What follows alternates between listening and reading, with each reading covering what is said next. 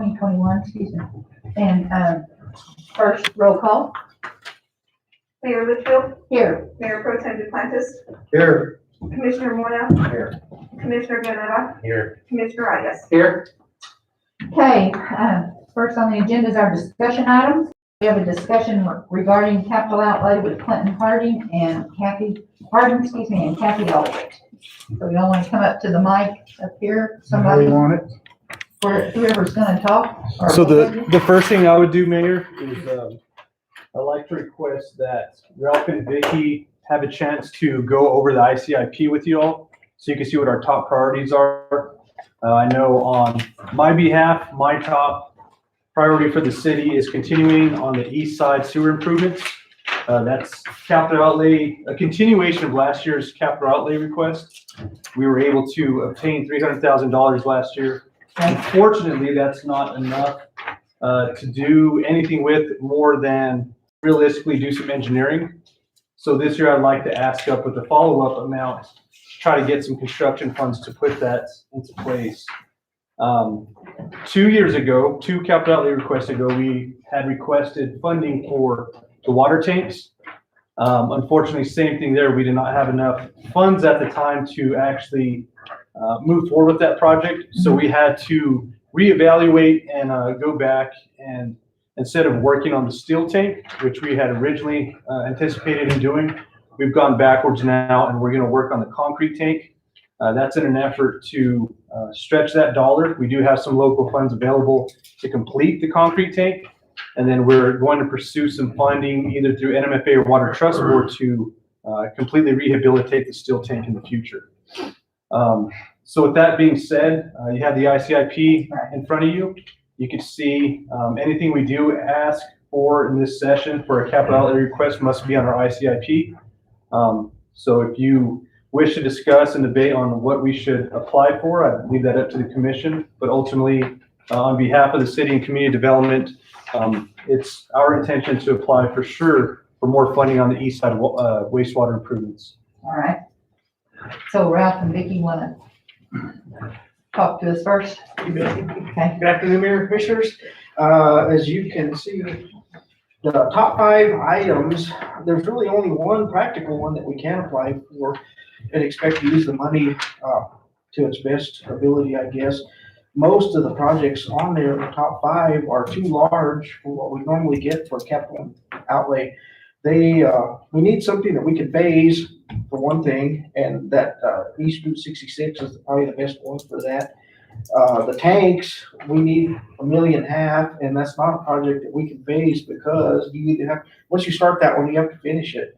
Once we drain it, we've got to get it done and get it back in service again. The landfill new sale, which is number 1 on it right now, that's typically paid for with city money. It's not a grant item that we normally do. The water and wastewater, that one kind of fits also the East Route 66. I mean, those are kind of general as far as the line item number on it. Aber addition, we have it scheduled to use our CDBG with. Unfortunately, we didn't receive CDBG money this year. I'm sure we'll probably do the same project again this next go round. So it has to be a phased project of some type we can phase. And I think that one out there is probably as good a project as we can do with that. And that's a real needed project. And we have enough money, I know, to do the engineering for it now. We may not have enough left over from that to do construction, but next go around we can pick up and just hit the dirt with it, with the engineering already done. That would give us points too towards that. They don't really count on like in legislative like they do in other projects, but it'll be ready to go. I think it should be a good project for them. If we go ahead and start the engineering and have them on board before this goes in, then that helps us as well, because it shows we're trying to spend money. Madam Mayor, if I may. Yes. Are there, so out of the top 5, those 4 above the East Route 66, do we have any money allotments currently for those, and are they in danger of being lost? Nothing that's in favor of being lost. With the landfill, like I said, I think it's already budgeted, and that's city funds.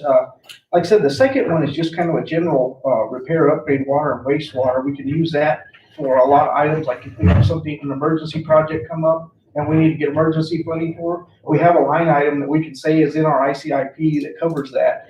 So it's not for any specific project, although we could use it for like the reuse or something like that if we were short on that, or just about any water, wastewater thing. So we try to have a generic one on there to do that.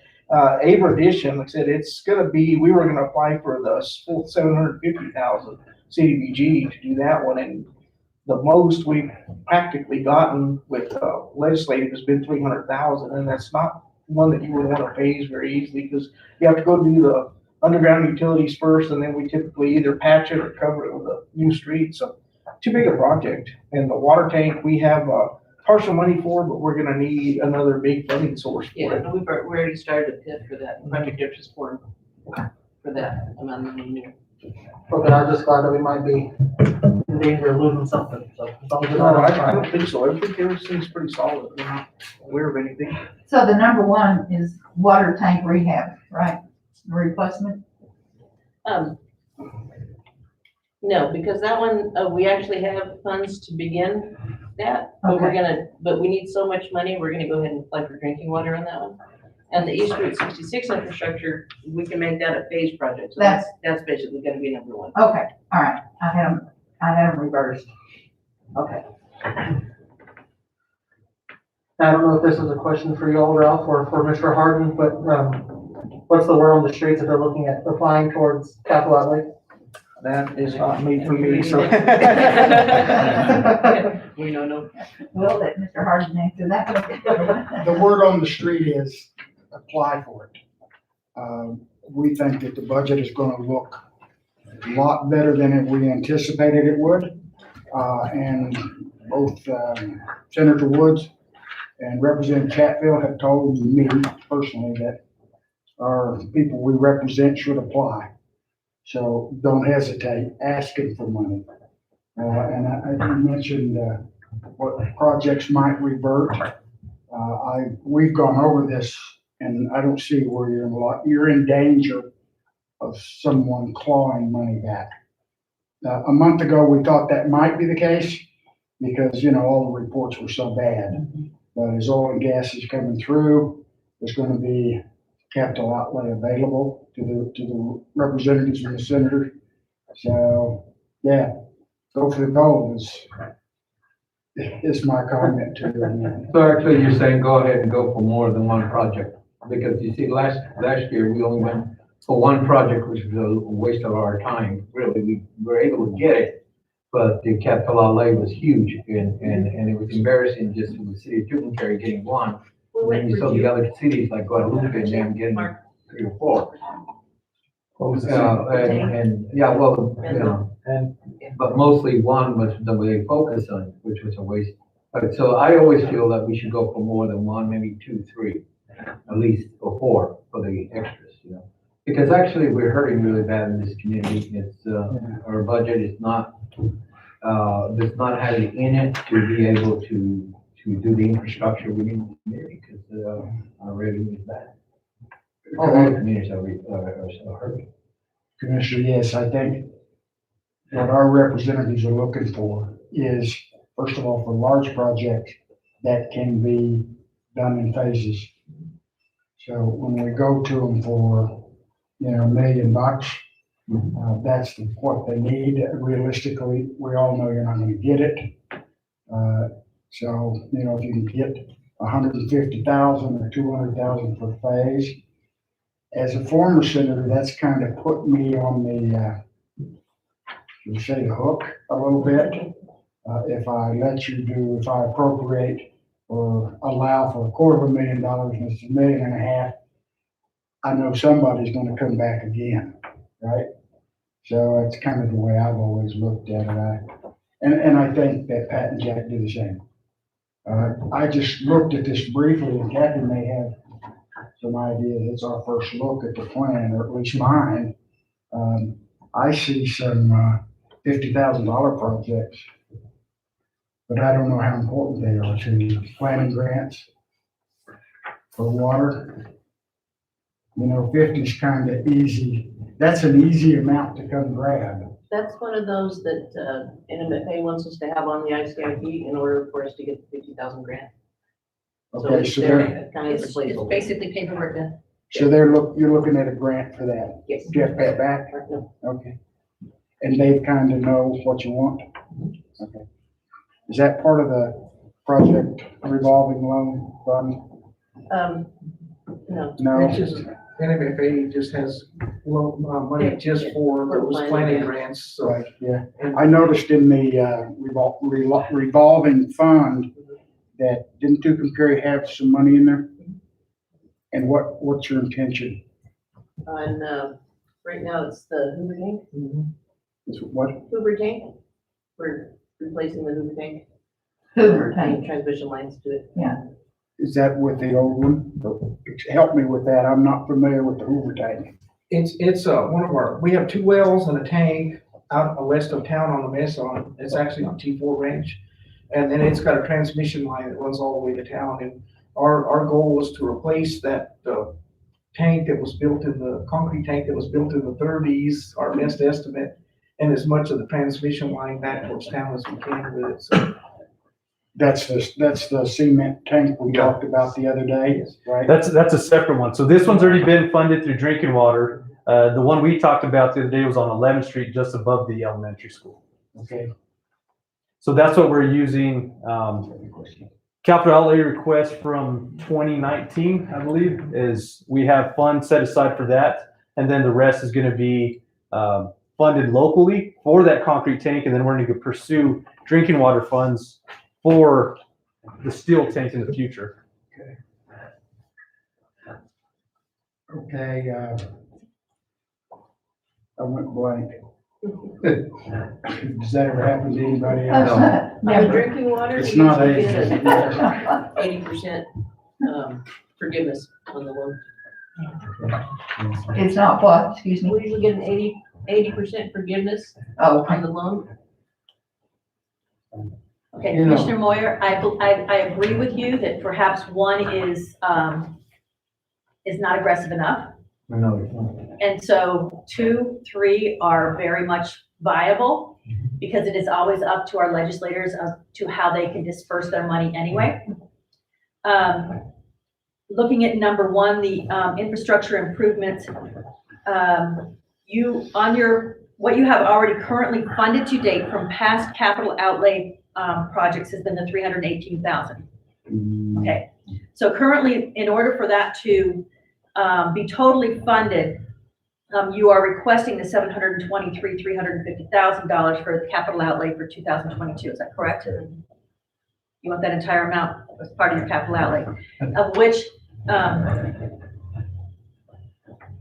is an aggressive amount in itself. Okay, so I can't say 100% that you're going to be getting that, but I would imagine you would get a nice portion of that because that is a project that is already ongoing.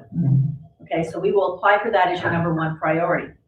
Now, concerning the water tank rehab, if we were to do a second one, okay, sometimes I would say a third one, but because the second one is so high, and you're looking at $1 million now, okay, of what is left. You've already been funded the $226,000 for the water tank rehab.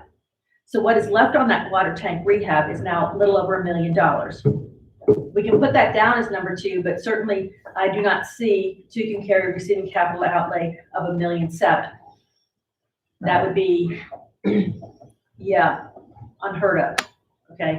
When we say we're gonna get capital outlay, we're gonna get capital outlay, but we don't have that much. right. Yeah, but sometimes they do cut it down. Oh, they will cut it down, That's yes. the question there, we won't receive the full amount. And so my point is I would probably stop at 2 this year, because Well, because there's the second another one one there that I'd like is, to talk to the commissioners about, because we have been really our residents here, are really being on our case about it, and that is 297.6.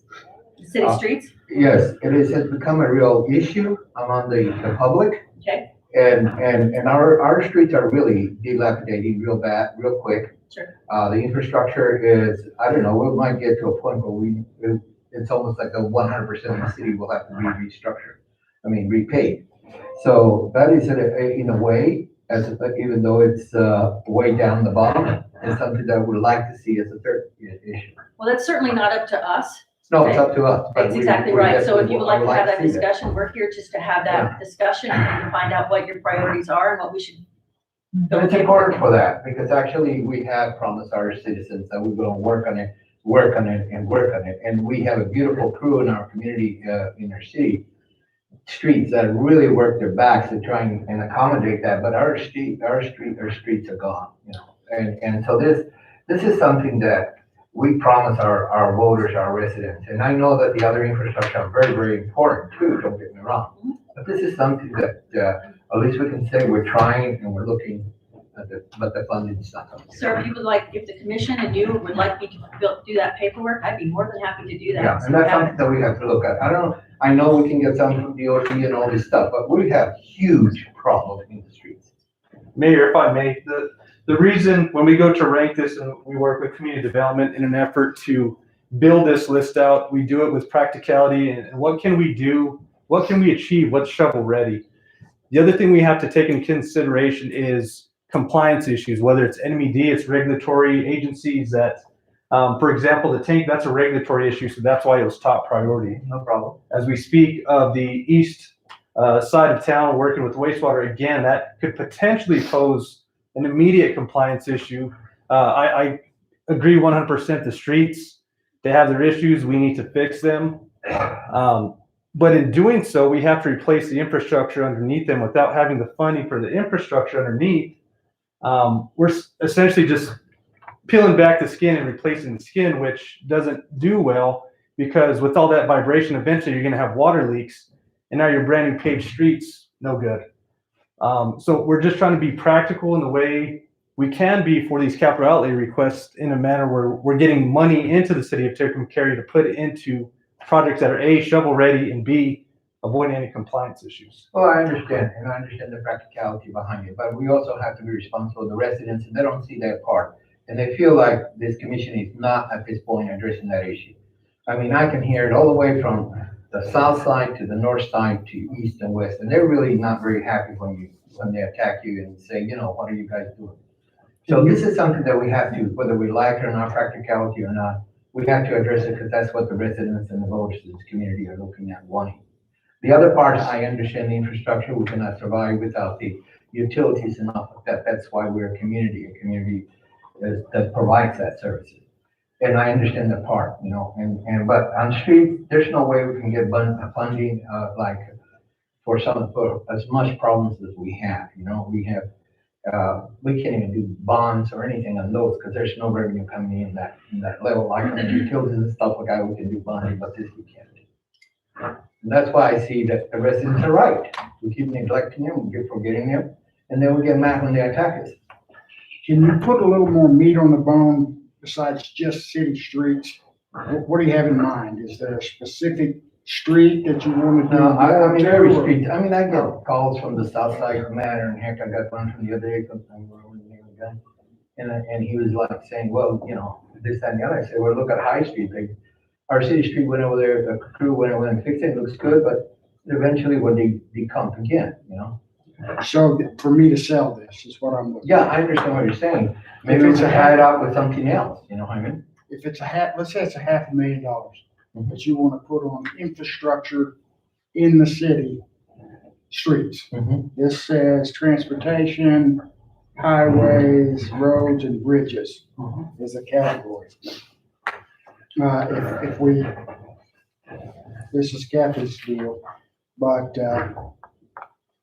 you know, we have clients, and I've had some in the past, that leave that just pretty open, so it gives the county or the city, I'm gonna use, Flexibility. yeah, I'm gonna use the word slush fund, but that's not a good one, No.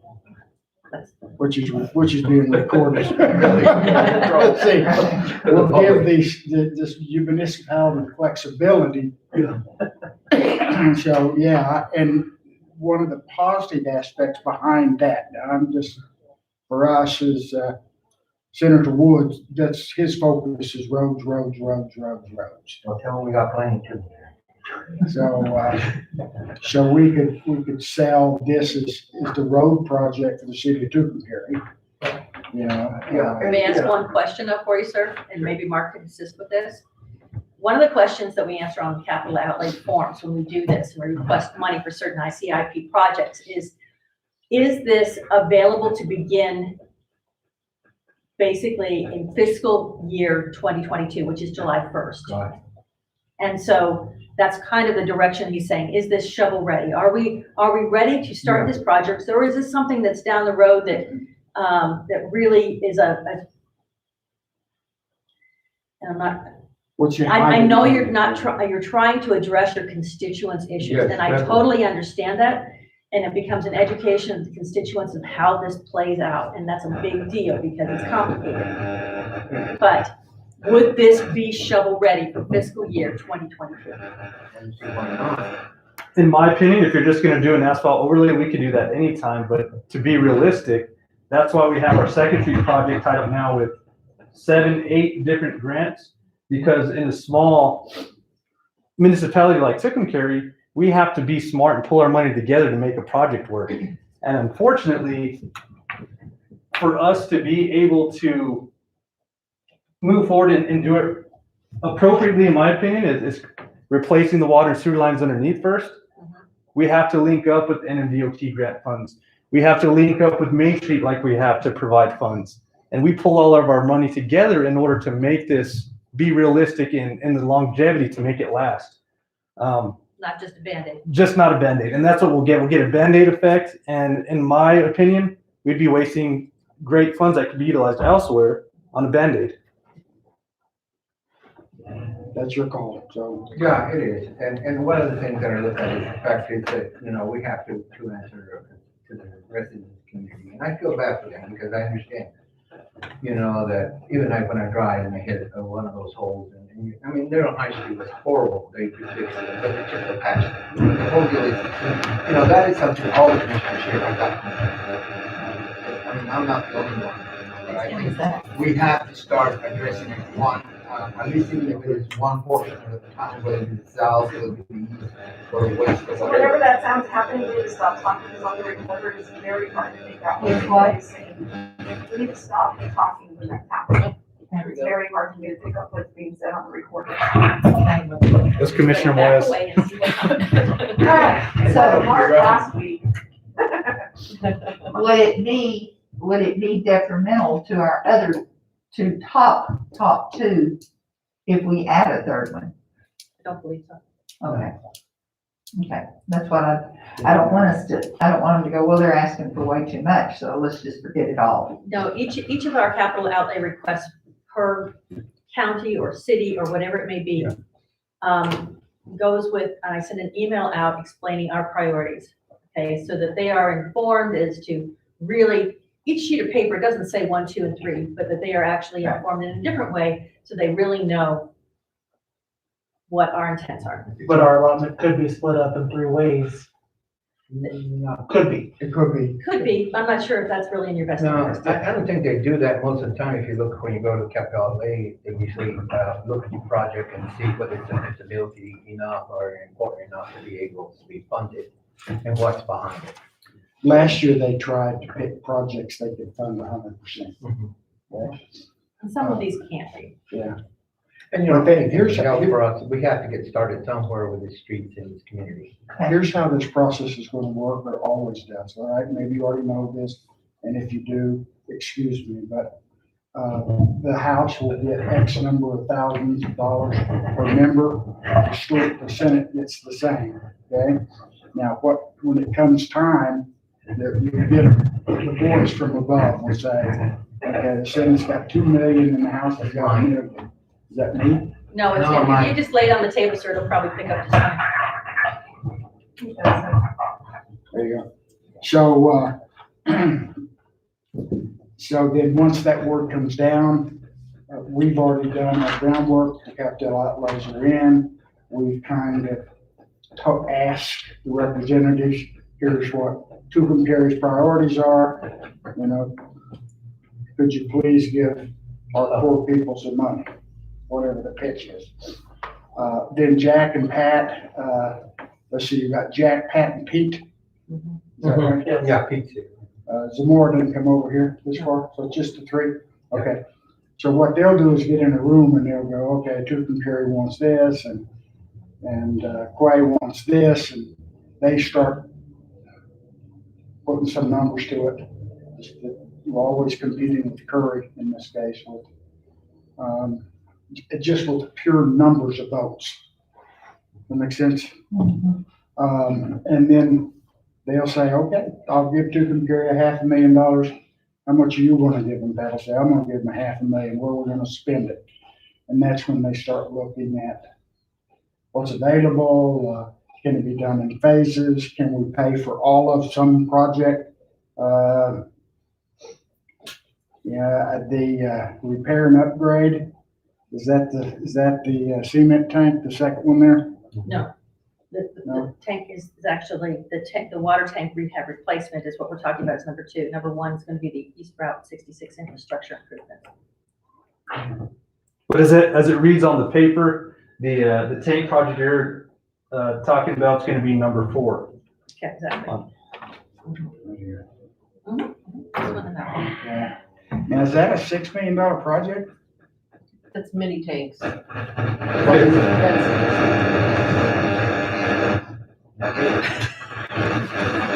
look at each other. That's mini tanks, it's all. It's not me, I turned mine off.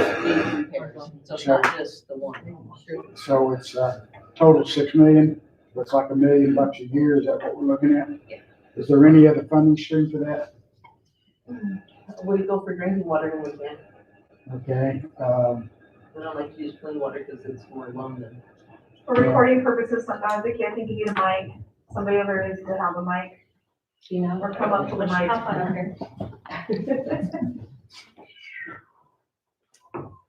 Okay, it's $1 million a year for different tanks that we have that need the work. and the 733,000, is that new request right there? So realistically, to complete, I think I turned my mic off. That's what we need. To complete the steel tank, as of most recent quotes, it's going to be $1 million plus just to rehab the steel tank. Not to mention additional funds out of the city's budget just to finish completing the concrete tank. Okay. So if we're looking at the East Route 66, that tank for $723,000. That's That's wastewater. Line. That's not a tank. That's wastewater. 1, 2, This is 3, wastewater. 4. Okay, right there. The tank rehab is right above. And this is it, right here.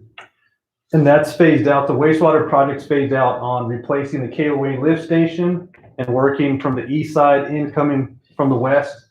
The portion that I want to fund and get completed as soon as possible is where they left off. They most recently bored underneath I-40, and I want them to come back into town right there in front of Tucumcari Lake, based on the discussion we had with gaining some steam to try to renovate Tucumcari Lake.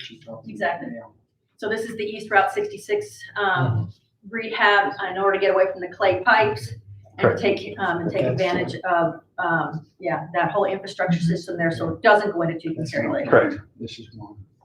Yeah. Okay, No, which one are we doing? One, we're doing We're talking the 15245, the East Route Wastewater? 66, yeah. So okay, number 5 will be number number 5 is number 1. 1. So Mark, what type of Right. regulatory, if something were to immediately happen at the East Route 66 on that project, what would it be to resolve it immediately? Say the pipe finally gave out and we had a huge problem on our hands. If it gives out, we have issues, we're going to have to remediate the situation, stop any kind of sewage leak. The next step is to go in there and we'd have no other choice. We'd have to get that up and operational because we do pick up the east motels on the east side of that portion of town. So we'd have issues there. We'd have to answer to NMED. We'd have to answer to EPA, possibly be fined on top of, like I said, having to clean up and remediate the situation. So it would cost us more because now we're going to have to go back, do samples, deal with violations, hope we don't get fined. On top of that, still complete the construction. And so regulatory issues with the 11th Street project, right? That's the other one we've been discussing? Correct. So what's the regulatory issues with that one? So the concrete tank is, which we've changed gears. We were originally going to just rehab the steel tank, and we completely cut the concrete tank out of service as of right now because NMED in their most recent sanitary survey stated you cannot have that operational. There's too many structural issues. It's leaking. So at that point, it's offline as we speak today, but it's cheaper and more practical to rehab with the money that we have now, rehab the concrete tank, put it back into service, replumb it. So when we go and rehab the steel tank, we have somewhere to send the water. The other way, we're going to have to run off VFDs. Those are variable frequency drives down on our 5th Street pump station, which means that I'm not comfortable with that. Neither was the water department. So now we have a backup plan, somewhere to redivert the water to when we have the funds to put the steel tank back in, get it rehabbed. So our personal funds are being used to rehab the cement tank to be able to use as a storage for when we go to rehab the steel tank. Correct. And we're actually using personal city funds as well as capital outlay that we received 2 years ago. Okay, so second question, for regulatory issues with the city streets. Are there any? As far as regulatory issues, no, nothing on the streets. That's purely cosmetic. It's so it's not rough. You don't have potholes. That's addressing citizens' concerns, but it doesn't pose any regulatory issues. So at this point, the 2 issues that we have that could cause you major issues if they were to not, or to fail at any point, are the 2 that we're discussing, the Route 66 and the tank. Correct. Okay. In the effort of saving money in the long run, my personal opinion is that we go with those 2. I understand Commissioner Moya's point of, yes, we have a duty to our constituents. I say that's where we rely on our beautiful city staff to be able to continue working on their work orders and continue to push forward. Well, and another option, typically in the past, we receive funding from Senator Woods and Representative Chatfield. I know Senator Campos had worked on the side of the NMDOT to get us a pothole machine. Maybe that's the angle we take, that addresses streets as well. Maybe Senator Woods and Representative Chatfield could kick in on our number 1 priority, and we could have conversation with Senator Campos to try to get us a pothole machine or something. How have they offered that to you? I'm just curious. Previously, I mean, how do you get a pothole machine? Previously, Senator Campos had done some talking, discussing on building that out into the NMDOT portion of appropriations. That way, it had nothing to do with capital outlay. And then that doesn't tap it into the capital outlay funds, and it's a whole separate issue. Perhaps we could speak with actually George Dodge. We're thinking there may be 20 million. I've heard rumor that there'll be 20 million available through DOT like it was 2 years ago, right? Correct. And so Mark, I don't know what you have to do to get in that mix. Just make an early application. I assume so. Maybe just some phone calls, kind of get that line out there and say, hey, look, this is what we're wanting to do. Can you help us out? And maybe package it up with the NMDOT package if that's what they're doing this year. Remember George Dodge? Mm-hmm. And his title now is municipal county and municipal government relations. For the And- NMDOT. Yeah. And he's got a big stick. He told me the other day, he's in Santa Rosa, and he grabbed me and he said, "Sir, I think we're going to get a cut out of your lobbying money because I'm doing all the work." At least we're doing our job. Well, George works very well with Pete. They're pretty easy to care. Okay. George is a good guy if you on his right side. Yes. I mean, in my mind, this first phase here of the Route 66, you asked for 723,000 last year, and you got 318. Okay. Okay, so what is that? No. No? That's the 318 is what was funded last year. Right. And what we're gonna ask for this year, the Yeah. 2022, fiscal year 2022, is the 723,350. That's actually what we will I ask believe the for. 18,000 the city put in, because we just got 300,000. Okay, but that was with that was scaled in. The request wasn't for this amount, it was for this amount. The request last year was for 723. So if we were able to get the difference between what you requested last year, does that work for you? I think what we need to do is go for the full amount and go for what we get. That's the best way to do it. That's how you do it in the village. Yeah, yes, sir, I agree. But yes, sir, I'm gonna just move one step in front of that and, yeah, and beg for that amount, is what I'm saying. Okay, we have another presentation scheduled at 4:30 and she's waiting on us, but Okay, fine. so we need to kind of. Yeah, let's finalize what we need. Okay, so, Okay, I'm gonna suggest that, first of all, we make application for the full 723. But we let our representatives know that they've already funded 320,000 of that. So what they need to give us to finish this year's project is that difference. Right, Mark? Correct. For that phase of it, right? 'Cause it's gonna be more than that, right? Yeah, that's the main, that's just to get us through where we left off to the interstate, up through Chicken Lake, and eventually we have goals for other lift stations and whatnot, but Okay. for this portion, yes, this would complete this phase of it. Now, does that make you happy? It makes me happy. Yeah, I'm into making my constituents happy, just like you, Commissioner. Yeah. And I know what's gonna happen. Okay, number 2 then jumps up to the right, water tank tank. rehab, And there again, you requested $1 million last year, some change, and you got 226,000. So we're gonna try to do kind of the same thing with Pat and Jack on that. What do you think?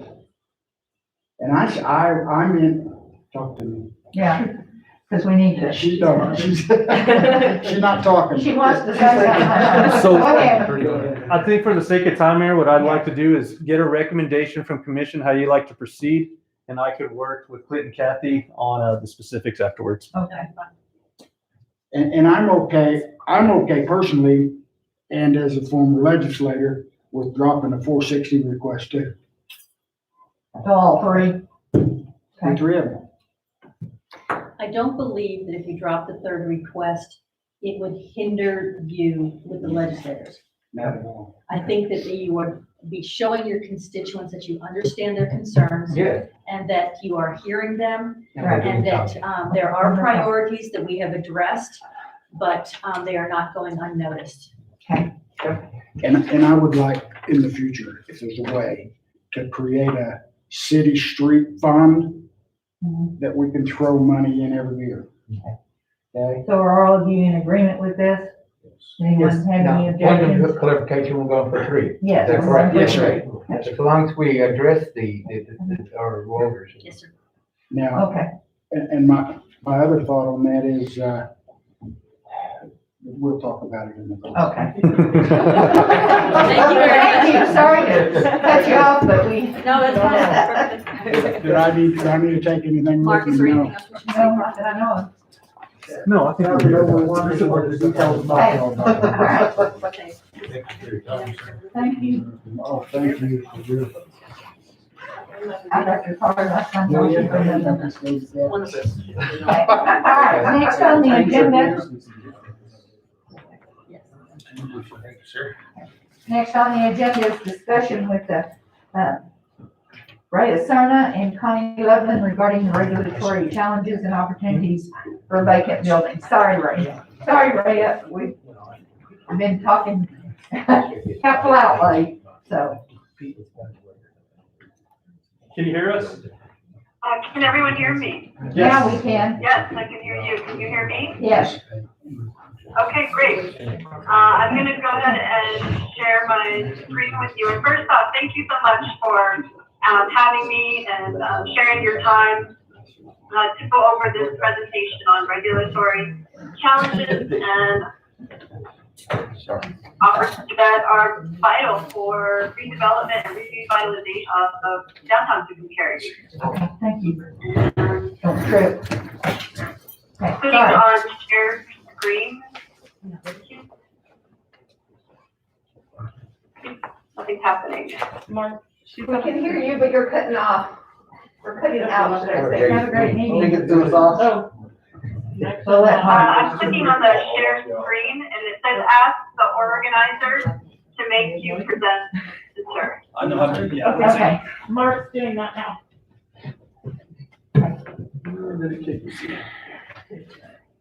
Connection lost, please check it out. And this is why we need new internet stuff here. right. Don't we have? We don't, we're in the process of getting quotes to update it. You record it, that's right. I did not. I don't think we have the bandwidth based on the internet connection. I don't even know if we're there. I may have to stop it and restart it. Oh, there you are. Can you hear us? 10 to 1. Okay, All right, so I'm gonna make you presenter. I can one hear you second. guys. Yeah, I just need you to make me the presenter.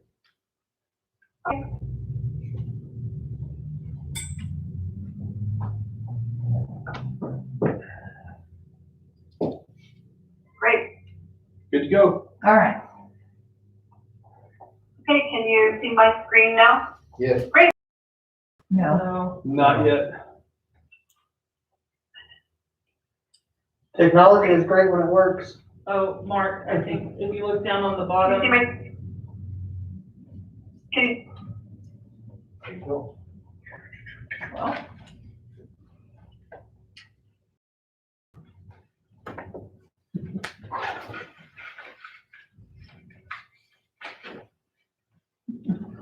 So Mark, the other option, I emailed you a copy of her presentation. If we're not able to do that, we might be able to bring it up and then on yours. This wants to share my screen, so we'll cancel.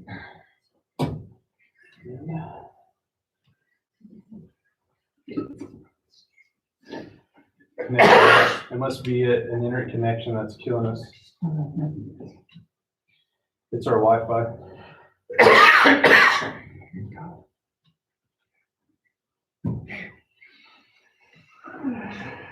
If you brought it up and shared your screen with Maria, did she go through it that way? I think so. Mark, I had emailed that to. I do, and this is on Angelica's computer, so I'd have Oh, to shoot. email it from mine up to that one.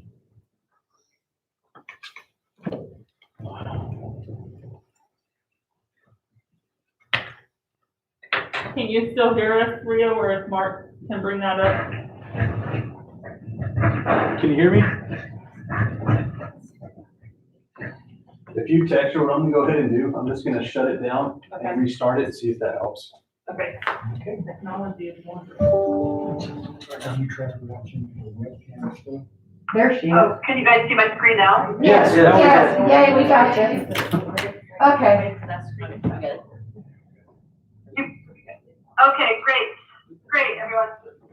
Well, my name is Ria Serna, and I am part of the New Mexico Main Street program. I'm one of the technical assistance providers in the area of property redevelopment, and I've been working with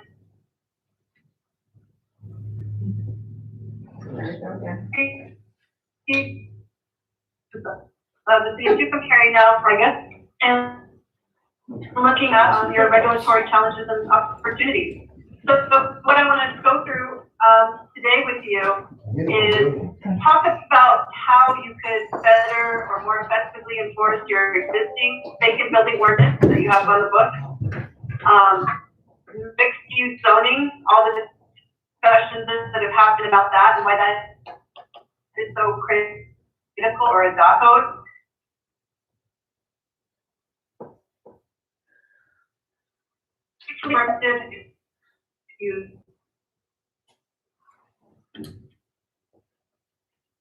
Maria, I apologize. It looks like your audio has cut out again. What if we had her call in on the, Yeah. Can we do that in Helga? Have her call into the city phone? Yeah, but I'm trying to find Connie's email so I can make a copy. Did you not email us a copy of all this? So I was looking for it to see if I can print it. You guys would have something to. I believe I so. tried some sort. Basically residential use. Connie, do you have one there that I can make copies of? I don't know, it's all, it's online. Standards, I believe, Oh, no.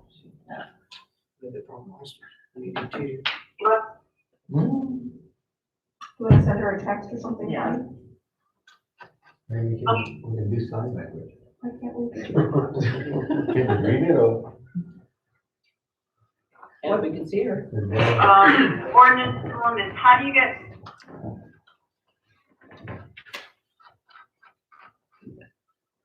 Text her. Yeah, so that they, I don't, she's probably not looking at her phone because she's. Right. She's in a meeting. She's She's in a meeting, so she's got it how on. can you get investment? Just building. You try it. I don't,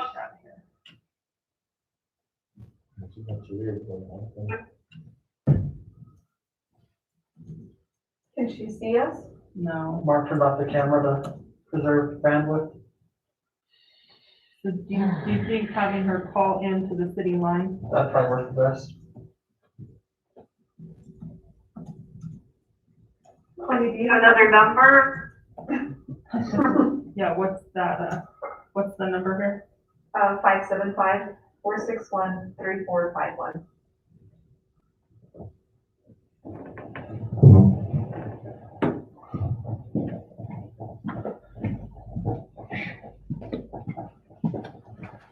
When did you send it to us? I sent it to Mark this afternoon. Let me see if I can. So you can see it's not restricted. Yeah. What'd she say? Problems with it. Oh. Yeah. Nah, that's bad for you. Nasty. Hugh, Will it go to them up front first and help it? Or can we get it from Dipping. here? You should be able to get it from here. They're in cigarettes. Yes, you should be able to get it from here. I'm sorry. I'm trying to look for Connie's email. I'm gonna resend it to you right now. Okay.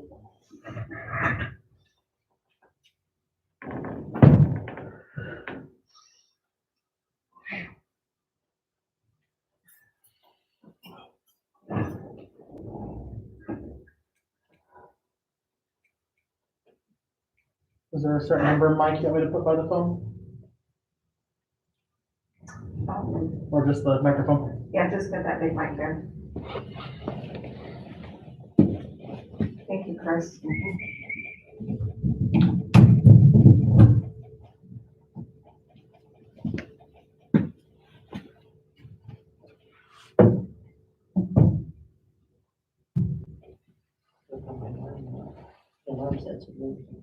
She's not seeing the chat or. Well, nobody's asking questions. Yeah. Oh, oh, here it is, okay, I'm gonna hang up and then call this number. Okay.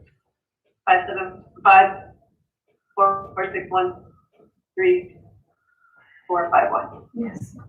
I think the problem is she can hear us, but we can't hear Yeah, her. perfect.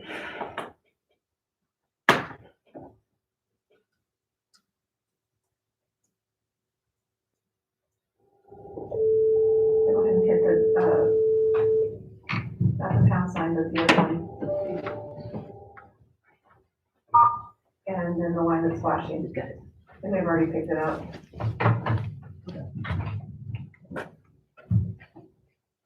We're doing it again and I'll put her in hold. Okay. They're probably on their way over here. Did you email it, Connie? I did.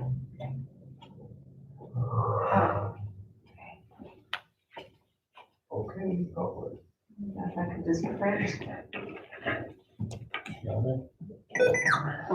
Oh, I don't know what that was. Tony. Is it star and then the flashing line? The one that's, yeah, not the bottom one, but whichever, when it rings, there's gonna be one that's flashing. Right there. Iria? Uh-oh. After 5, do we need to call her? We can call her as well. Let me get this printed real quick. 'Cause I want everybody to have a What's our copy. number? 5 is gonna go to the dispatch, doesn't it? This is it. Here it is, please. Do they have internet now with Lala? Huh? Do they have internet now with their private fiber? 1415. Then hold one, she's on the phone. She's on the phone now. She's on the When phone. you hit the red button that's flashing, Glad you know what you're there doing. should be a number on top of it, do the one. Rhea? Okay, All right, we got you. Okay, so just a second, I just print this out so you get everything. Everyone can see my screen? Yes, I believe the clerk was gonna be trying to print it out for us, so we can have it on our desks as well, or at our seats. Oh, okay. So But give we me just can a see your second to screen. do that. Will we be able to? Yeah, we can still see her screen. We can say, okay, great. So I'll move forward. Yeah, two problems here. Getting property owners to fix their properties, and then also motivating investors, or other people who are interested in buying properties and fixing them up. What can we do? I don't know if we want to do this poll or not. Maybe I can get some feedback from people. How can the city of Tucumcari, what can the city of Tucumcari do to get property owners to repair and rehabilitate their buildings so that they can be leased or sold? Would people like to participate in this, or should we just move on with the presentation? I think just move on. I think maybe just move on this time, Rhea. I can email those questions to Okay. them. Okay, we'll do this some other time. Okay. Thank you. Vacant building maintenance license ordinance. I'm not gonna get into the weeds on what, what this ordinance should look like or not look like, but more, I'm gonna talk about, how to effectively enforce it. You have this ordinance. It's really about motivating property owners to do something that they don't want to do. You want them to fix up their properties. And they're gonna do it because they don't want to face a punishment, like a fine or a lien against their property. So in theory, that's what the ordinance is supposed to do. Your enforcement process is very typical of other municipalities that have these types of ordinances on the book. You know, you passed the ordinance in 2015. You had an education campaign by posting notices on property owners' doors. You gave them several chances to comply with the ordinance, and then finally told them, okay, there's going to be fines assessed if you don't register your property, get a license, and improve your property. And then if people still didn't pay the fines at that point, then it got thrown over into the municipal court. With, you know, if the city took action to abate something, then assess what it cost to the property owners that they didn't pay. It got turned over to collections. Then there were liens, a legal foreclosure, and then of course, worst case scenario, property owner loses the property, and then the city has another property as part of its portfolio. So it's challenging to enforce this ordinance. You know, on the city side, it's staff and resource intensive.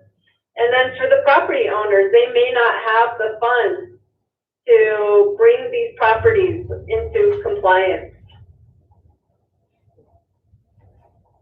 And there are other challenges too. I mean, who owns these properties? Is it an individual who lives in the community, or is it an LLC with several owners? Is it an out-of-town owner that you can't get a hold of? Was the property once, did the property owner have a mortgage on the property and then have that be foreclosed upon? Then the bank owns it as a real estate owned property. Here in New Mexico, you know, we have a lot of properties that have been owned over generations of time. So you have multiple owners, they're heir properties. So in Tucumcari, you had experienced having an incarcerated owner. That was very difficult to work with that person. And the property could be part of a larger real estate portfolio. So those all add to difficulties of enforcing the ordinance. And then this ordinance really is based on a voluntary compliance. You know, at the time you put a good ordinance together, and there was the belief that most people were going to follow the ordinance. And then, of course, what would result is that Tucumcari's quality of life would improve. So you have an ordinance based on voluntary compliance. This idea of strategic code enforcement comes out of a national nonprofit called Center for Community Progress. It's a nonprofit focused solely on helping municipalities and community development corporations create strategies to deal with vacant properties. So this idea of strategic code enforcement is trying to achieve voluntary compliance by changing the owner's frame of mind. So right now you have owners saying, I'm going to ignore you, and then getting owners to say, well, okay, I want to comply, but I need some time, or how much time do I have? And then of course there's going to be that subset of owners that don't have the resources to improve their properties.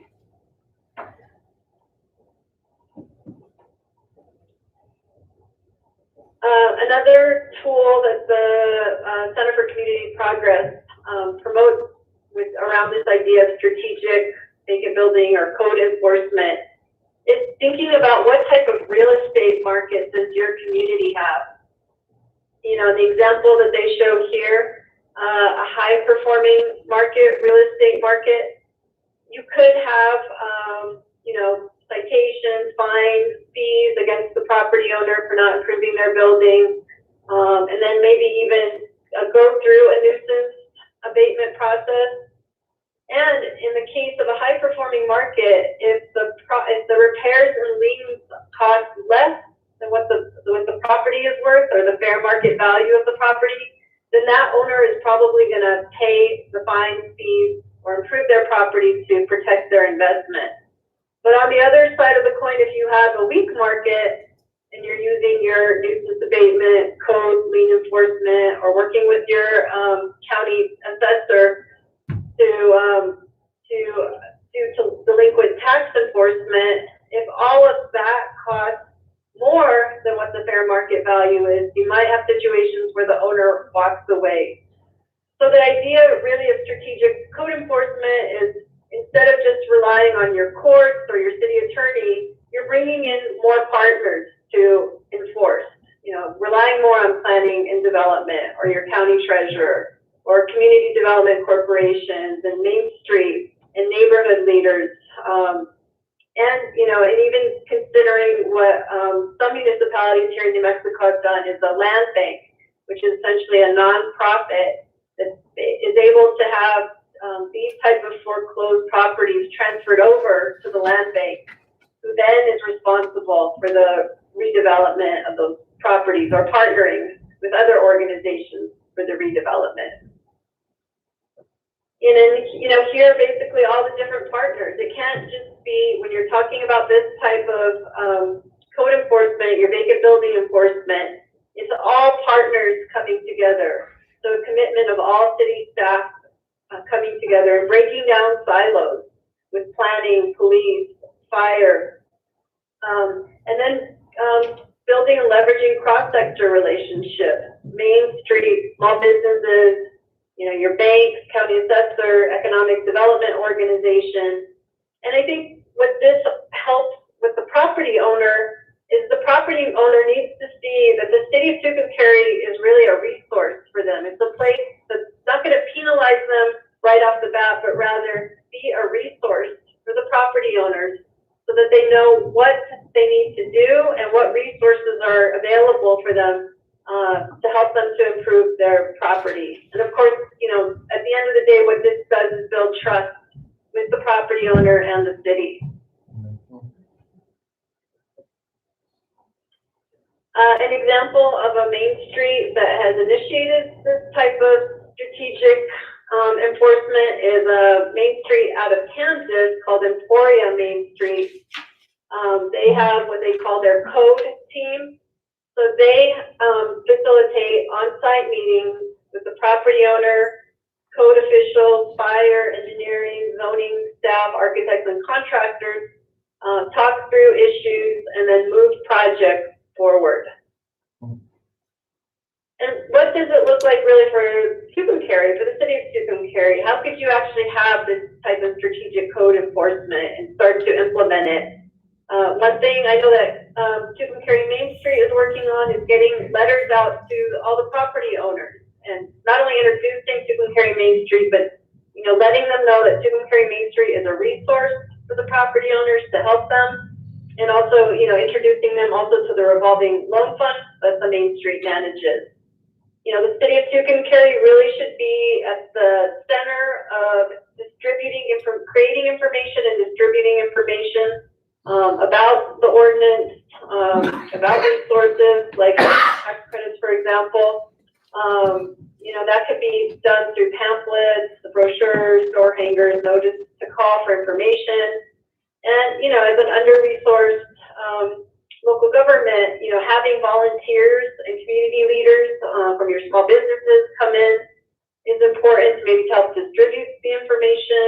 And then, of course, I'm going to talk a little bit later about how the banks in your community need to be involved with assisting with the financing. So good education about your ordinance leads to better ordinance enforcement, letting property owners know, maintenance costs less than rehab. Having buildings that are repaired and rehabbed, increase occupancy and rental rates. They could increase real estate sales. Having more businesses in your downtown district is going to mean more GRT. Having more people in the district, a decrease in crime and blight, more community pride, economic recovery and development, and increased property values. Here's some old pictures from Tucumcari from back in the day. And this is a blog. The quote is from a blog called Revitalize or Die.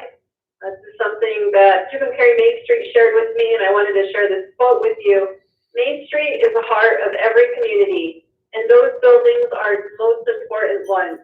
They announce to outsiders, this is who we are, and they remind locals that this is where we come from. And I wanted to just quickly share your new logo, which is beautiful. And when I had read that quote about the history being so important to the culture and the values of who a community and the identity of who a community is, I thought about your logo because I know that it touches upon the rich history of Tucumcari. And I'm going to save my have anyone with questions till the end of the presentations or comments. So I'm going to go ahead and introduce mixed use zoning. Uses of buildings and properties should be expanded so that multiple uses can be combined both on the property and within a single building. Unlike your vacant building ordinance, mixed use zoning is something that's positive, encouraging, and motivating for property owners and would-be investors. It lets developers know this is exactly what's allowed in our community, in this area, in terms of a use. In the case of mixed-use zoning, it's really about allowing residential uses in your downtown and letting expand what can be and what the properties can be used for in your downtown is an encouragement for developers to buy and redevelop vacant properties. And mixed-use zoning is nothing new for Tucumcari. In 2010, your Tucumcari Main Street Master Plan said that existing commercial zoning is a constraint. It doesn't allow a mix of uses, and it suggests that development standards should be developed to help support Main Street have its own identity. In 2012, your comprehensive plan update called for zone code review and revisions that would result in a mixed-use zone, downtown district overlay zone. And it also mentioned that that was something that should have been completed between 2005 and 2006.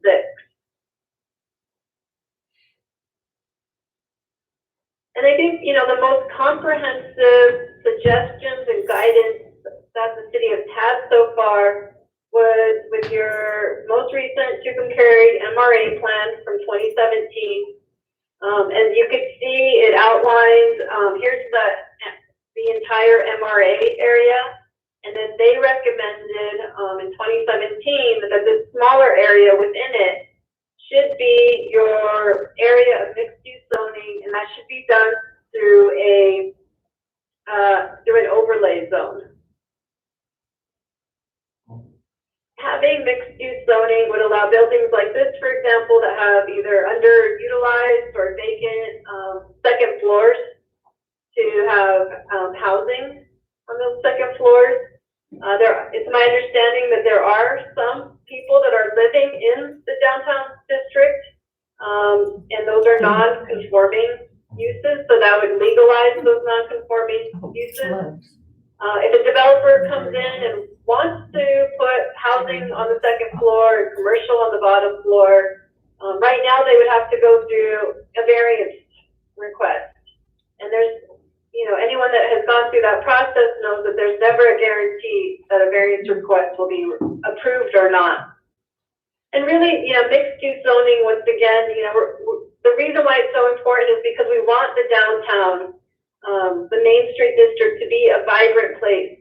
And so having more people downtown, by having them live downtown, that's going to help to further the goal of having a more vibrant, revitalized downtown. So a mixed use zoning versus an overlay zone, it was recommended by your MRA plan to do the overlay zone, and why that is popular is because you can maintain your existing C2 central business zoning and then have the overlay zone on top of that, which essentially would allow the residential uses. It can be more politically feasible to implement, partly because it's a little bit easier, and you can tailor your overlay zone to meet specific community or redevelopment goals that you have. And then you could even include in your overlay zone certain incentives, such as reducing parking requirements or no permit fees, to get developers to create and develop housing in the downtown district. Here is a list. It's not complete, but it's a list of some of the permitted uses allowed currently with your C2 central business zoning. And, you have different types of retail and institutional uses. And one thing that I was noticing when I looked through this is, could a brewery, for example, be in your downtown? Or would that have to go through, maybe a variance request? And I only mentioned about the brewery because it's something that a lot of our Main Street districts throughout the state want to have breweries in their districts right now. Another issue that I just wanted to pull out is right now you have listed for conditional uses, boarding and lodging houses. So if you did have your Main Street district with residential uses in it, it's possible that some people that would have apartments, for example, on second floors would want to turn those into short-term rentals, like Airbnb. So that would be something also to consider. Boarding and lodging houses are conditional uses. What would happen with residential uses in your downtown that then would become Airbnbs?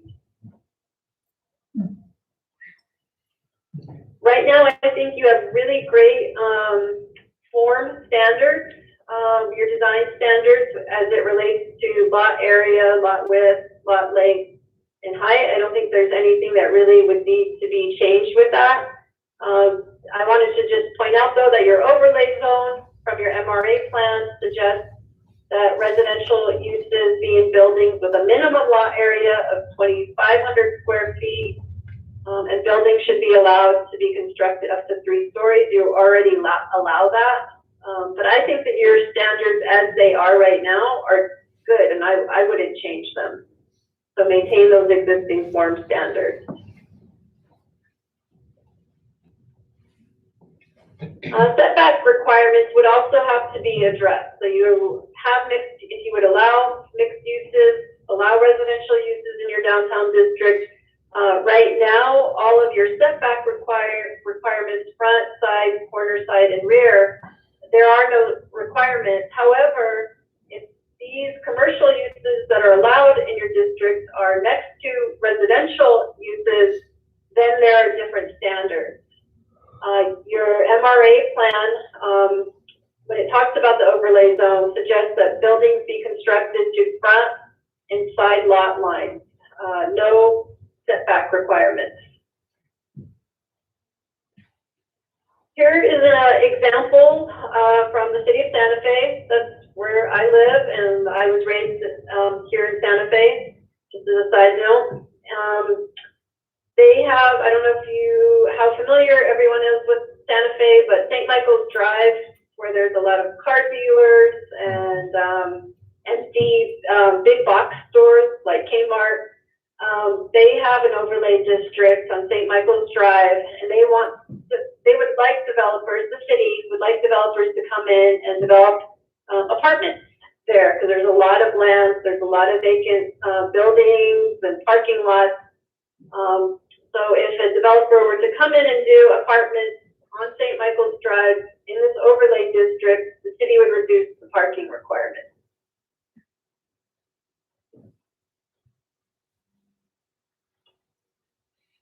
And I mean, this could be a possible reason why, even though the zone code revisions have been recommended now for over 10 years and haven't been done, having a zone code revision is time consuming and it's expensive. And there are 3 phases or 3 parts to your zone code review or revision. One is the initial review and analysis. The second phase is the amending, revising, and creating the new ordinance. And then the third phase is the action plan to implement your new zoning code.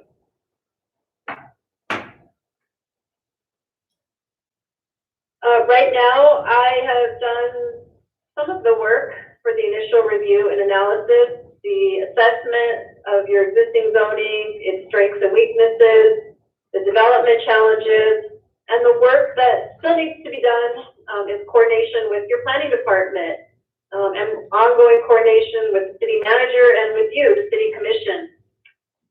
There needs to be an on-site analysis, and I know that I have something scheduled with Duke Carey Main Street to do that when the weather warms up. And then the final product for this first phase will be a report. The second phase is the actual writing of the zoning code, the amending, revising, and the creating the new ordinance. And that's still to be determined who and how that will get done. And then the third phase is really the most time consuming, the action plan, gathering public input and implementing the new zoning code.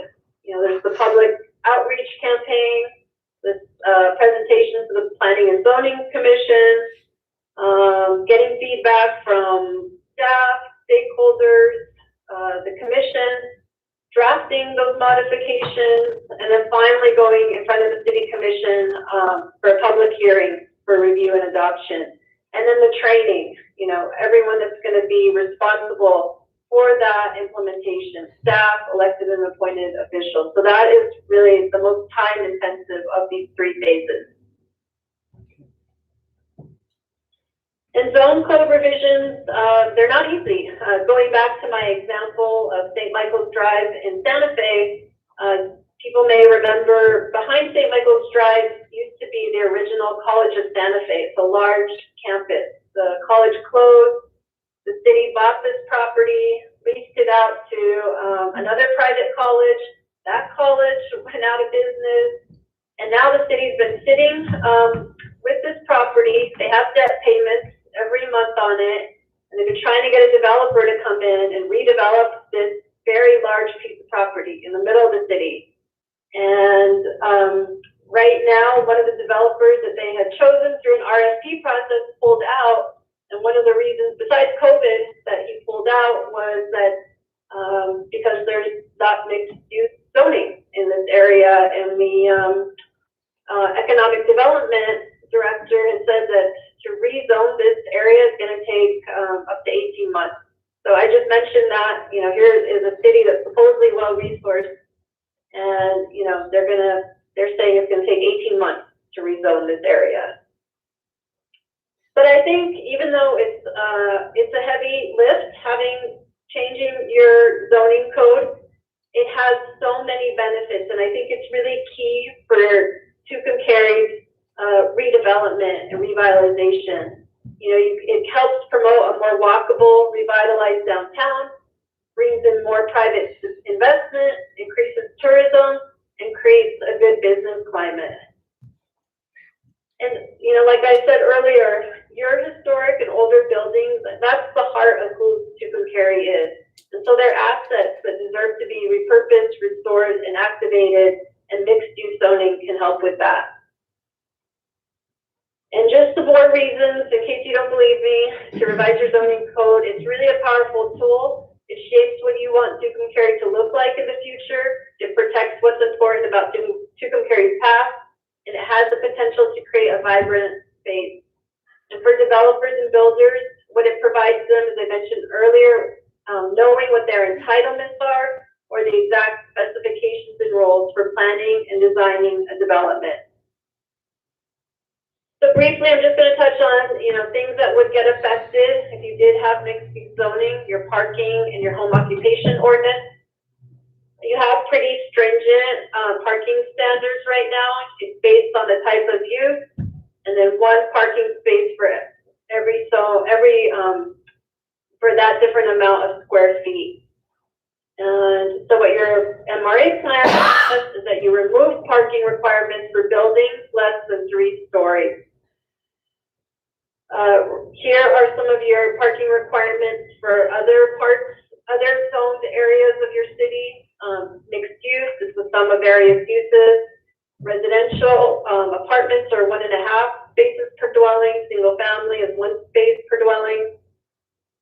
And this was a parking inventory recently done by your planning department, showing that between First and Third and Railroad to Hyde, there are 642 parking spaces available. So I think the question to be asked is, are your off-street parking standards creating more parking than what is needed? Here is an example from the city of Gallup. They recently they threw out all their old zoning code and did a huge update to their land development standards. They have 5 overlay districts, 2 in the downtown overlay, and the business improvement district. So for their parking standards in their downtown and their overlay district, all existing uses or structures, there's no off-street parking requirement. For new construction, required parking can be reduced by 30%, and then if you expand a building by 25% or more, then you have to comply with the required number of spaces. And there actually is a national movement. I'm not going to click on this link right now, but you could check it out, Strong Town. I just wanted to read this quote. Minimum parking requirements hinder the potential of strong towns by filling our cities with unproductive, empty parking spaces that don't add value to our places. They push homes and businesses further apart, impede the walkability of our neighborhoods, and raise the cost of housing, and place an especially costly burden on small local entrepreneurs. There was a question that came out when I originally introduced the concept of mixed-use zoning. What would happen to the on-street parking standards on your State Highway 104 or First Street? The state NMDOT allows parking on state highways that run through smaller cities and towns like Tucumcari. Their only design standard is that the parking space has to be 8 feet wide by 22 to 26 feet long. They prohibit conventional angle parking unless the State Transportation Commission approves that. And then they, of course, follow ADA compliance through the public right-of-way accessibility guidelines. This information came from the design manual from the DOT, and then from the PROWAG, which can be found at access.board.gov.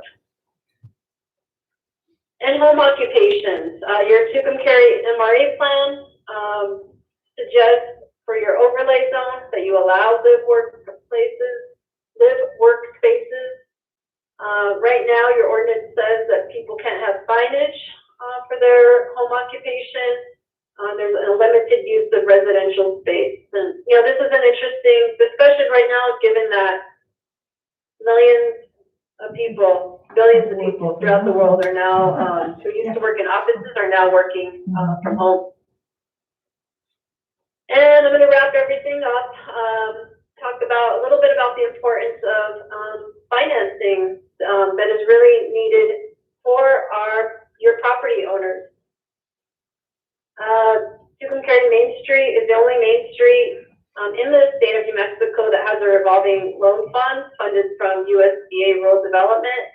And so that is one opportunity for property owners to access a low interest loans program for minor repairs and facade improvements. And then a couple of other main streets in the state have a grant program.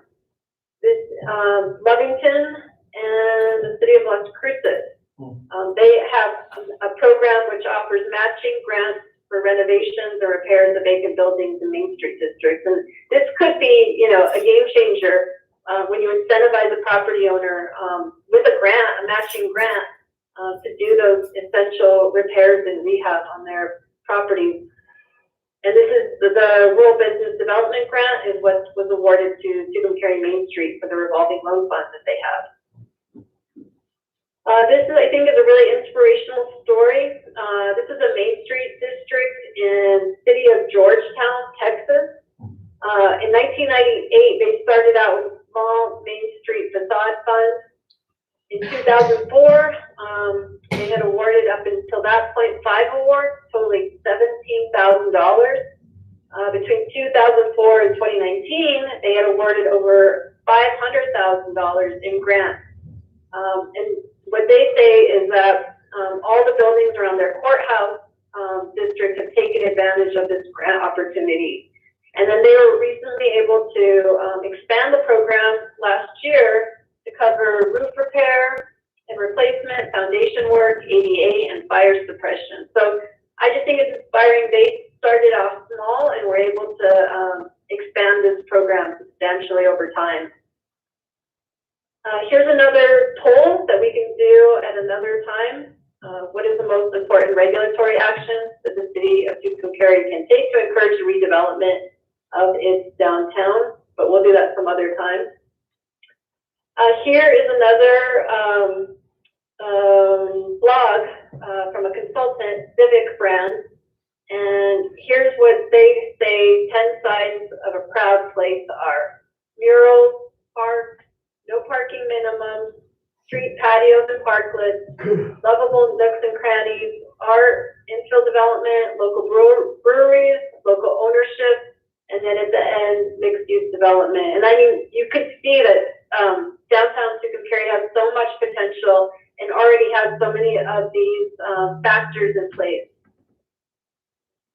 And I'm going to leave you with another quote from Revitalize or Die. The buildings on your main street are you. They are your community's identity. And if those buildings are not representing you and your community the way you want them, it's time to go on the attack to bring them back. And as I mentioned before with the mixed-use zoning, one of the outcomes of this presentation is going to be a report about for the first phase of the assessment of mixed-use zoning in downtown Tucumcari. So right now I started off with a regulatory assessment and recommendation part of that report, and that's just an example of what that'll look like.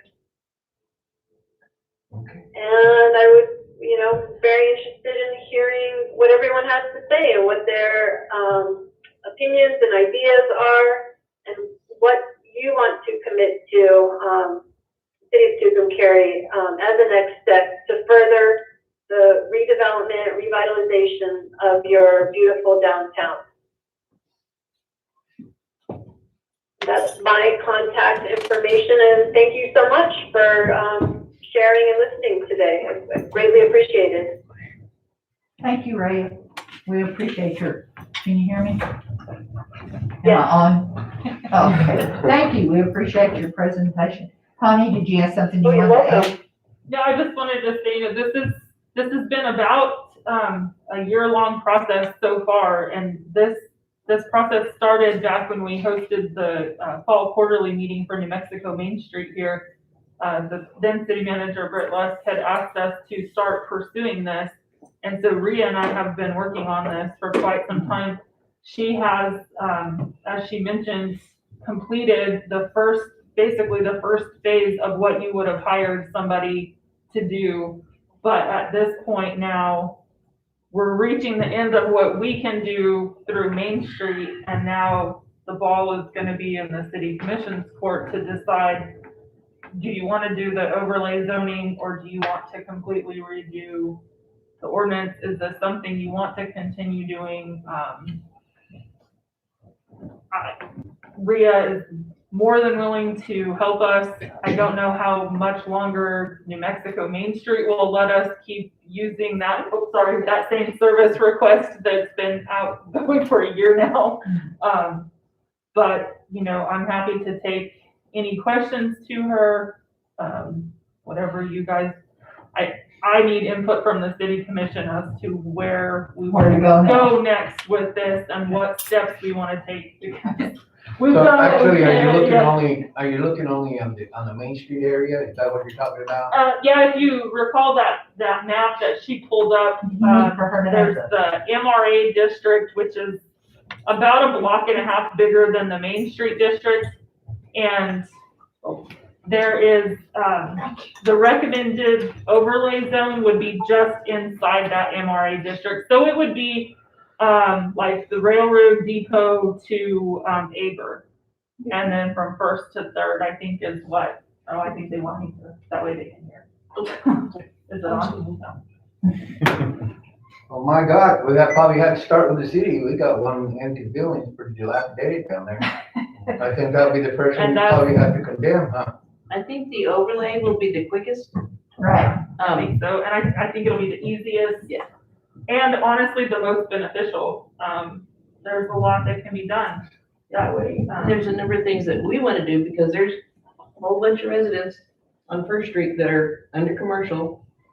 And so they're getting, they're getting charges of commercial water rates and they can only have so many parking if they have a business in their home. So there's a number of things that I would like to discuss with you guys as well, just to see where we're going. I think the time definitely is now for this. It was brought up about everybody's working from home now. Well, our city zoning doesn't really allow people to be doing what we've been forced to do. There's at least 3 residents downtown that currently have homes. There 2 actually have people living in them. The other one is vacant right now, but we're not even following the rules that we have set for ourselves. I think some of them are grandfathered in though. They are. Yeah, Love's is grandfathered in. I don't know about anybody else. Grandfathered in. I What's the other believe one? with the But zoning, Redhouse used to have after it is requirements 60 days there. vacant, right, it reverts back to the I thought commercial. 6 months. 6 days or 60 days or 6 months? So yeah, one of those Yeah. 2, it reverts back to. I've said for a long time that if we allowed them to use those apartments that they have over most of those buildings, the college kids, if we could get some of them in there, that's what's gonna put a business. People will open up coffee shops, they'll open up things over there, but there's nothing there to lure them in, Right, yeah, you that's know? the easiest way to bring life back to an area is to bring lives to that area. You have somebody there 24 hours. And if I'm correct, some of those places, have like 5-bedroom apartments. They can set them up almost like a little dormitory. They could, there's the, Masonic building, the whole upstairs could be done into that, Al's building down, Yep. further down has one, I'm not gonna say whose property it is, but it's one of the places that's probably vacant. The business isn't. There's, one of them that has like a 3,000 square foot home in it. yes. I'm not gonna say whose it is. There's 2 of those downtown, actually. And it's very nice, you know. It's- Bobby Dominguez said. There's just so much potential that we're missing out on right now by not having this mixed use zoning. I've always thought it'd be neat to have apartments down there at night, It'll have life, and then the little shots that happen downtown when nobody's there, Right. which Would is. probably eliminate, cause you're gonna have light down there, you know, the lights on, you got, you know, like I said, people open up coffee shops, they'll open up a small cafe, especially if you've got the young people in there, they're more night oriented than some of And us older that is people. the big issue again, Right. right now, we've had 3 businesses hit, in the last month with people shooting at their windows, and so, you know, we can't have 24-hour surveillance, but. In Albuquerque on Central, the worst part of Central, they Oh, they updated, they have apartment buildings, and now there's like very little crime there at all, because there's. It does help. Well, one of the things is the whole town is really bad, you know, I mean, I know we're looking at downtown area. It's not until we get some economic development, I'm gonna get some more people in to develop itself for you, because it costs money, it's not, and even you can have some of those loans, that doesn't even cover half the renovation of those old buildings. You got enough buildings down there that would be great to renovate, but once you put the money in, it's not like you're getting your money back out for a long period of time. There's places to start to make those Right. things start to happen, and this is how we start that process. We have had people interested in buildings that they want somewhere And I they don't- can live and work. I don't see a Let her problem with finish. that, but I see a problem with vacant ordinance that will create more problems for people who. And the vacant building ordinance is something that's included in this that needs to be looked at. We need an enforceable ordinance that, people that have vacant buildings, they need to be held accountable for those buildings and making sure that they're not dangerous buildings. There's Well, most of buildings the with broken glass that's, There's some buildings that are pretty bad, they're never gonna be Okay, renovated. let her finish, go ahead.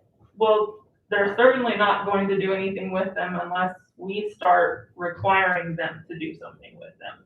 Right now, we're not pushing back against any of these buildings that are, falling down, that are vacant, that nobody's doing with, they're just sitting there. And, who's gonna voluntarily do something if nobody's pushing back against it?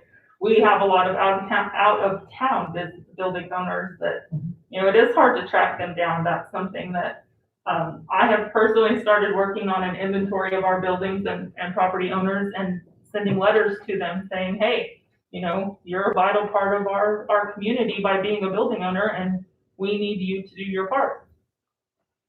And we're doing what we can, but.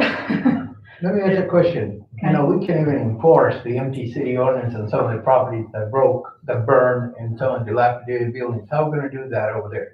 And even when some of the residents want to give us their properties that are dilapidated, we don't even take it. So what are you suggesting, Connie? Because you see, this is what the problem is. It sounds like a good idea, but at the end of the day, it comes back to the governing body. And if we cannot afford to do anything with it, it's gonna stay the same. You see, the same thing we're having with the empty houses. We have huge amount that burn, people wanting to give us the title and everything, we don't want it. So you tell me, how is this gonna be different? Well, again, the city has to come up with an enforceable ordinance. We have an enforceable ordinance right now, and it's not working. We have several ordinances that are conflicting of each other. So those need to be brought in to where there's one cohesive ordinance. That's a starting place. When you have an inventory of these properties, and then, it's easier for an employee to track those things. You set up a tickler system where you give them your first notice, your third, second, third, and then, but the governing body does have to decide, what are these. And that's my question is, we have it right now, we can't even do it. Look at the relaxing, they did the whole thing in 2012, they did everything. Where is it? How come the city doesn't enforce it? You tell me, what's gonna be different between that and the downtown? I'm not being negative, I want some answers, because we're already struggling with what we have. And then go add something to our plate, irritate the own landowners. And I all of a can't sudden, and then all of a answer why sudden, you're not enforcing. we cannot enforce it. Yeah, I believe that comes down to us, that's not. Well, then how come you guys haven't done anything about it and we keep bringing it up? Relaxing, other other, Sounds like we need The to, ordinance needs to change. yeah, Commissioner. we need to get the yeah, in what way? building Not ordinance enforce and it, redo because right now we have it, or we can enforce it, we're not doing anything. But when different ordinances conflict each other, How, and you know how that works personally, whenever ordinances conflict each other, there is no way for us to do it. So the ordinance's first step is the ordinance needs to change. which ordinance conflict? Tell me. The ordinance, The there's, nuisance building, vacant building, and, oh gosh, there's three. How do they conflict? The nuisance building is I what is can't answer that off the top of my and head. I then would the need other to one have them is all the other three. one. They're all being almost practically the same. How do they conflict? The penalties are different, the, But at least the there's still timeframe- their penalties, but nothing happened. well, and it goes towards city administration as well. We Yeah, need the we're city not doing administration. nothing. Look at the Okay. relaxing, look at the other buildings. And that's where We're we need to gonna start try- we're pushing gonna forward. Look at the first and main and first and second. We never did anything because we couldn't do anything. So you see, the problem is the city doesn't enforce it. So then what good does it do to bring you in? I'm just being realistic about it. I've dealt with this for years and we're still going on. So because previous administrations and Well, previous. this administration is not. Okay, so previous administrations and previous commissions haven't enforced it. That doesn't mean that at some point we can't start doing it. I mean, do you So want what us do to you start suggest we doing it? start doing? Let's get them, let's look at them, let's rewrite them. The Let's whole not deal just when it say, comes go to do it, and something. when we bring it before the city, we don't have the money. So Commissioner, would you support sitting down and looking at these ordinances that we have in question, that Main Street I have has, no problem. that Main Street has flagged and has said, these are your conflicting? Would you have any objection to sitting down and hashing this out? They all are, have the same goal in mind, to get that building or that property renovated or up. okay, well. this Yeah, is- and, you know, it's, But you understand, my question is, how are we gonna enforce the ordinance if we're not even gonna do it? Do you have anything you want to say, Mark? we do have to start somewhere. That's. Yeah, we do have to start somewhere. I've been waiting for 4 years, I hope you can do it. Well, let's do it tomorrow. Good, bring it up in the commission meeting, let's see where we're gonna get the money. Well, it's not gonna take any money for us to sit down and look at the ordinances and see, No, that's not a problem. to see where they're conflicting, and you can help us, Yes, and we can yeah, all look at it and see what we think. that is part of what. Right, I think that's where we I think need the to start. battery is dead on this or something, because they keep flash going to red and then. A good example is old Keith Smith, look at, what her name is. Yeah, we can't even do anything about it. So maybe if we can find a time to have a work session to just look at the three ordinances and see how we could combine them into one. So that it wouldn't be all I don't have a problem with that, but we have to see how we're gonna enforce it. It doesn't do us any good to do good ordinance, and we're gonna say, And oh, maybe in whatever, that, don't we worry can about see it. how we're gonna enforce it. Maybe when we look at the ordinance and talk about it, maybe we can come up with a way to enforce it. One suggestion I would have is to, okay. Sorry.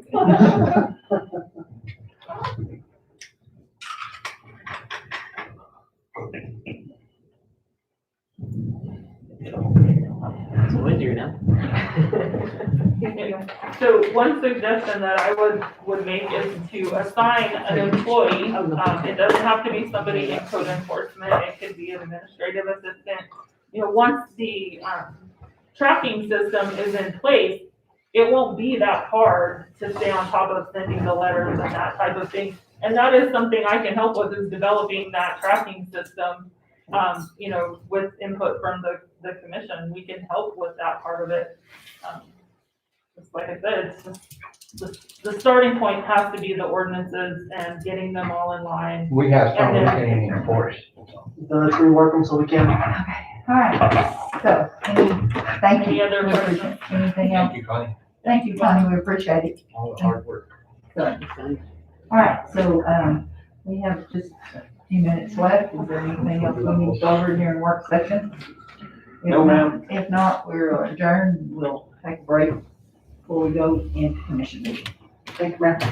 Thank you, Ann. Turn off the recorders, everyone, please. Turn off recorders, please. Oh, that's okay.